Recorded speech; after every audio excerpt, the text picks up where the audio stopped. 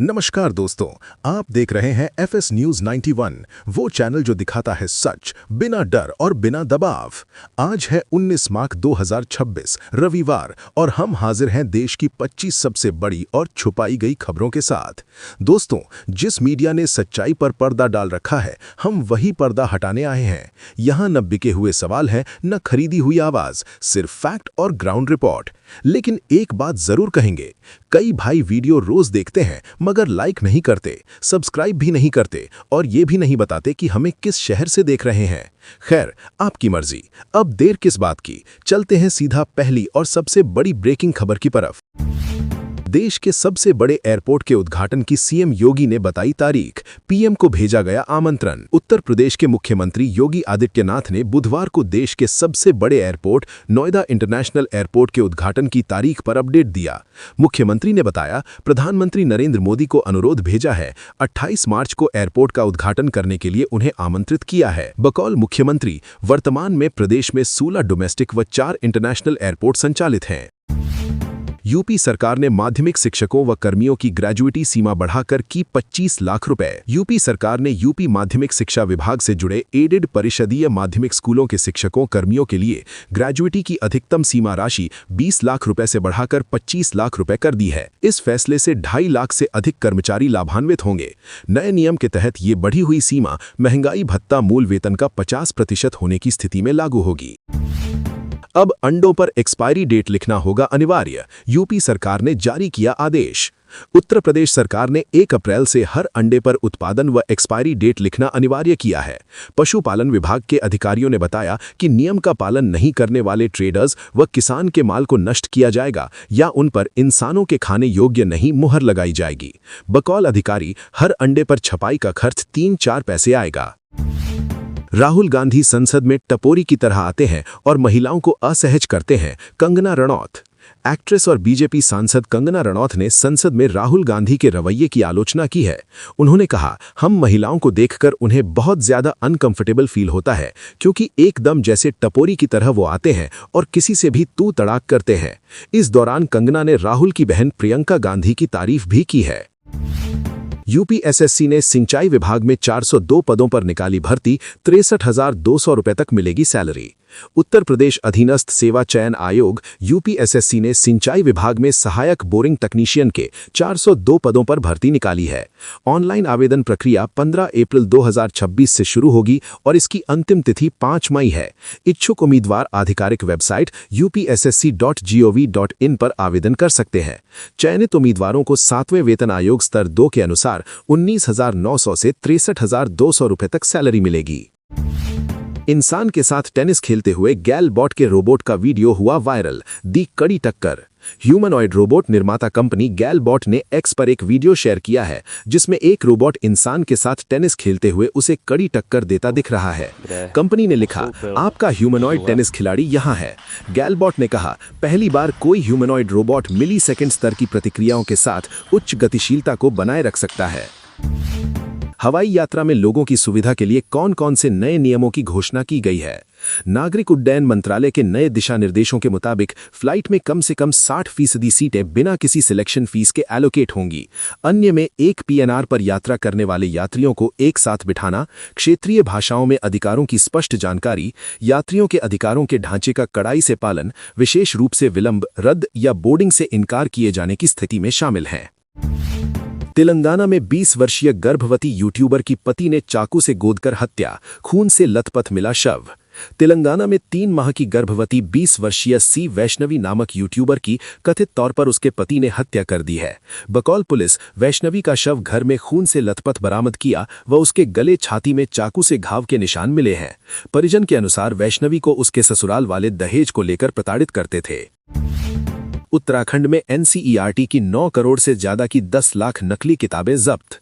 उत्तराखंड के रुद्रपुर में पुलिस ने 9 करोड़ से ज्यादा की कीमत की एनसीईआरटी की नकली किताबें जब्त की हैं।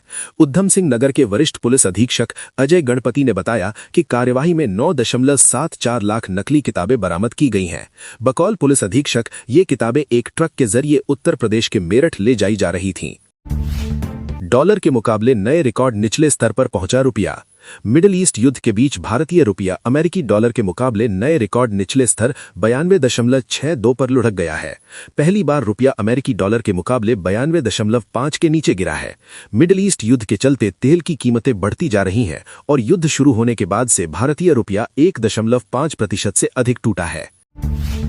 अब सिर्फ आधार कार्ड से नहीं बनेगा पैन कार्ड, 1 अप्रैल से बदल जाएंगे नियम।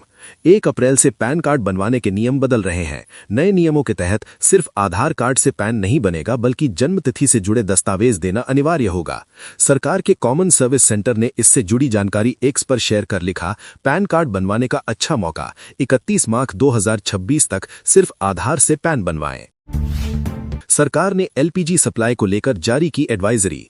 पेट्रोलियम मंत्रालय की संयुक्त सचिव सुजाता शर्मा ने देश में एलपीजी आपूर्ति की स्थिति को चिंताजनक बताते हुए एडवाइजरी जारी की है।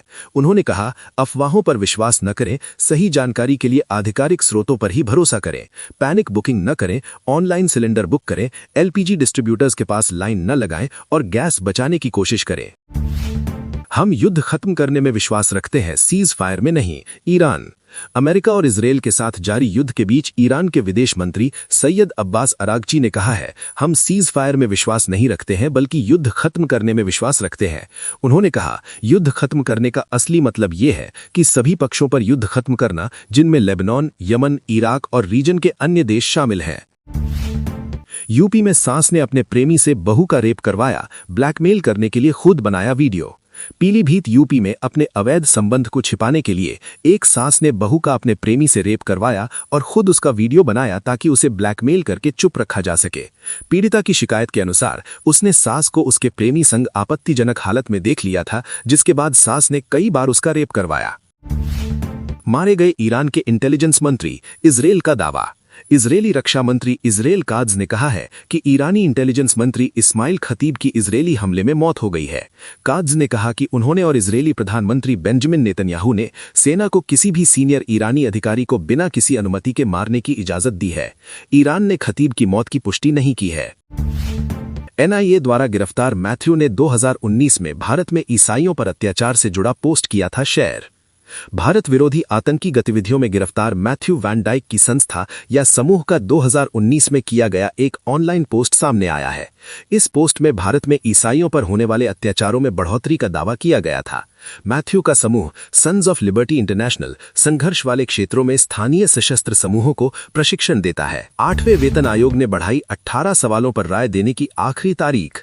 8वें वेतन आयोग ने अपने 18 सवालों वाले प्रश्नों के जवाब देने की आखिरी तारीख बढ़ा दी है और अब कर्मचारी, पेंशनर व अन्य लोग 31 मार्च 2026 तक अपने सुझाव दे सकते हैं।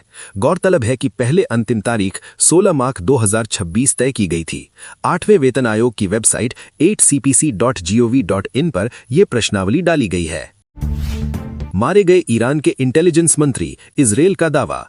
इजरायली रक्षा मंत्री इजरायल काद्ज ने कहा है कि ईरानी इंटेलिजेंस मंत्री इस्माइल खतीब की इजरायली हमले में मौत हो गई है। काद्ज ने कहा कि उन्होंने और इजरायली प्रधानमंत्री बेंजामिन नेतन्याहू ने सेना को किसी भी सीनियर ईरानी अधिकारी को बिना किसी अनुमति के मारने की इजाजत दी है। ईरान ने खतीब की मौत की पुष्टि नहीं की है। एलपीजी आपूर्ति की स्थिति अब भी चिंताजनक है। सरकार।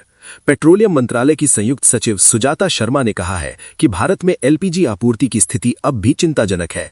उन्होंने बताया कि 93% बुकिंग ऑनलाइन हो रही है, फिर भी डिस्ट्रीब्यूटर के पास लंबी कतारें हैं। उन्होंने उपभोक्ताओं से कहा, ऑनलाइन बुकिंग के बाद इंतजार करें, सिलेंडर आपके घर डिलीवर हो जाएगा, इसलिए डिस्ट्रीब्यूटर के पास जाने की जरूरत नहीं है।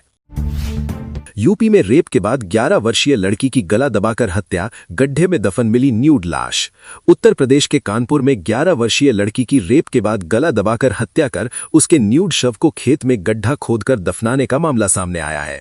पोस्टमार्टम में यौन उत्पीड़न की पुष्टि हुई है। वह लड़की के गले, चेहरे, सीने, पीठ समेत कई हिस्सों में 10+ चोट के निशान मिले हैं।